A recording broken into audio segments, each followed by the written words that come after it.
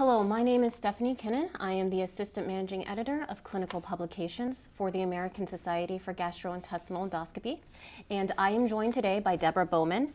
She is the Senior Managing Editor of Clinical Publications. And today we are going to talk a little bit about creating effective titles for your scientific publications. Deborah, you recently wrote an article about this for Editorial Office News. Can you just tell us a little bit about why a title is important? Sure. A title is actually really important for your article because it's like the first advertisement, the first thing that a reader is going to see, and it's going to help him decide whether to click through to your full article. If an article is not open access, he won't even be able to see the rest of the article, and so your title and the abstract will help him decide whether to buy the article. So it's really important that the title be good and effective. Later on, if they're doing research and want to find your article again, they're going to be able to find it more quickly and more easily if you have an effective title to begin with.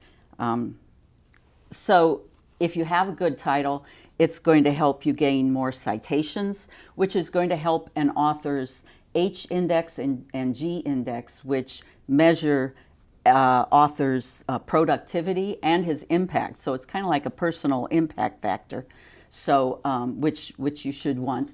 And speaking of impact factors, it also helps the journal. If your article is cited a lot, it helps the journal's impact factor. And believe me, editors know which articles have gotten a lot of citations and which help their impact factor. So when they see another article come through with your name on it, they're going to think, oh boy, good deal. Mm-hmm. So what are some of the elements then of an effective title? Okay, studies have shown that shorter article titles are better. So you don't want your article title to take up the half of the first page. The sweet spot seems to be between 10 and 15 words. You should also put keywords in your title. So pick keywords out of your article and make sure that they're a part of your title so that researchers can find your article when they're looking for articles to cite, because they're going to search by keywords. You should avoid abbreviations and jargon because you want your article to be searchable, to be able to be found easily by people from all kind of disciplines, not just people in your field. I think every field has its own little pool of jargon, and the people within that field understand what it means. Like, you know, try to talk to a lawyer or a tax attorney, and you have no idea what they're talking about.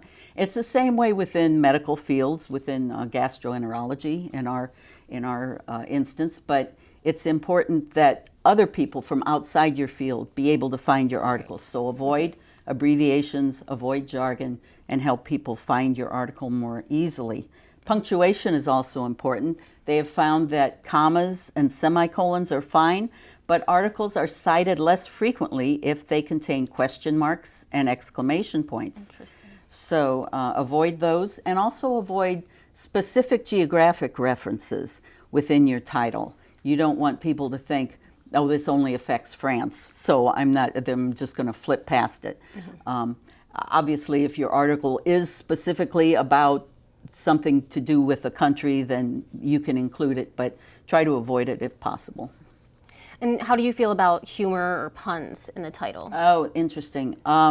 They're best avoided. Really, the title should reflect the article itself, and in scholarly publishing, your article is going to be formal. Mm-hmm. So your title should be formal too. You don't want somebody to buy your article and then find that it has nothing to do with what the title seemed to be.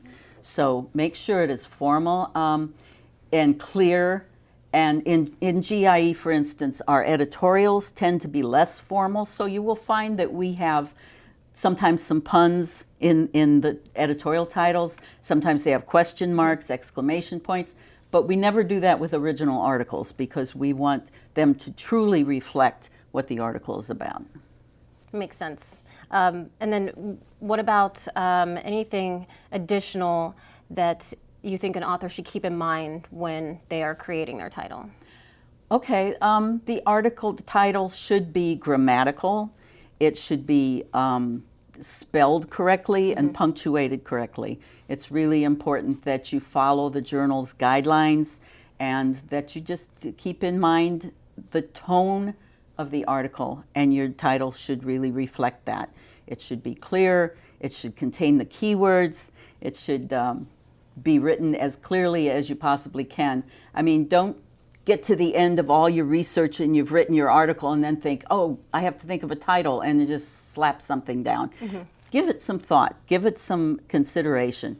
And if the editors of the journal suggest that perhaps they would like to change it or tweak it a little bit, don't be offended. Just know that they have the experience and they know how to make a good title and what fits their journal and what will get you the most citations, which is going to help you and the journal in the long run. It's very excellent advice. I'd like to thank Deborah for joining us for this interview and for sharing some important tips about creating an effective title. For our viewers, I'd like to encourage you to find out some more information about this by reading Deborah's article. It's in the April issue of Editorial Office News, found at ismte.org. So thank you, viewers, and thank you again, Deborah. Thank you, Stephanie. This has been enjoyable. Thank you.